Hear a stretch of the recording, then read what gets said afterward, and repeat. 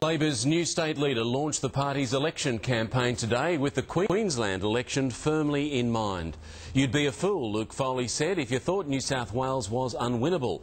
To help, there were big pledges on education and after-school care, but it left the government wondering why he didn't want to highlight roads, transport or security.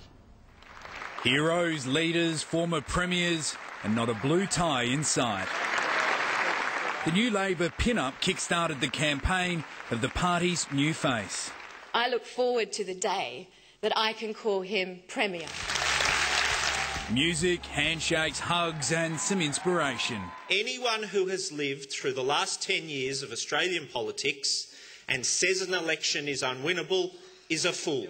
Before some big promises really got the faithful going. Labor will provide an additional $1.3 billion to build and improve schools and TAFE colleges. As his predecessor John Robertson looked on, Mr Foley promised Labor would not only build more schools and TAFEs, but also that every new school built must include childcare or before and after school care facilities on site. But the main focus was always going to be unplugging the government's electricity privatisation plan. The people who own it do not want it sold. Labor's pitch for power is now focused on one thing: your power and how much you'll pay for it. We can end the stale debate about electricity privatisation forever. The big names gave it a big tick. So that was a genuinely great speech. I think the state election suddenly got very interesting. Luke Foley says he has a new approach. He outlined it here today. Others weren't as positive. I'm not going to give any tips to the Leader of the Opposition, but it is quite unusual for an opposition to come to New South Wales and say we are going to cancel infrastructure. Labor launched in Campbelltown, a seat it wants to win back, while at the same time Mike Baird was in Miranda, a seat he wants to reclaim. He stopped short of kissing babies, Just making sure that's not mine. But also fired up his party. Can you feel it? Can you start to feel it? Can you feel the momentum here in New South Wales?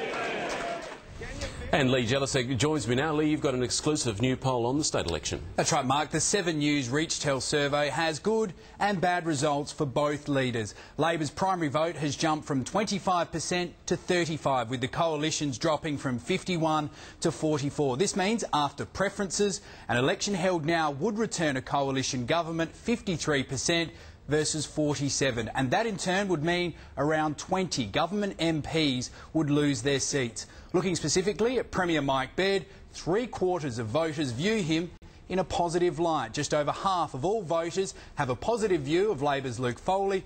5% say he's very good.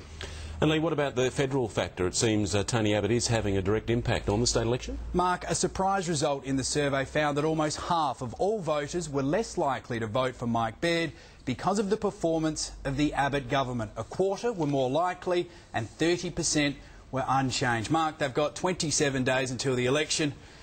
It's all on. A busy 27 days for you. Good on you, Lee. We appreciate it. Thank you. And the Premier and Luke Foley will go head-to-head in a special debate, which you can see live here on 7 next Sunday afternoon at 5 p.m.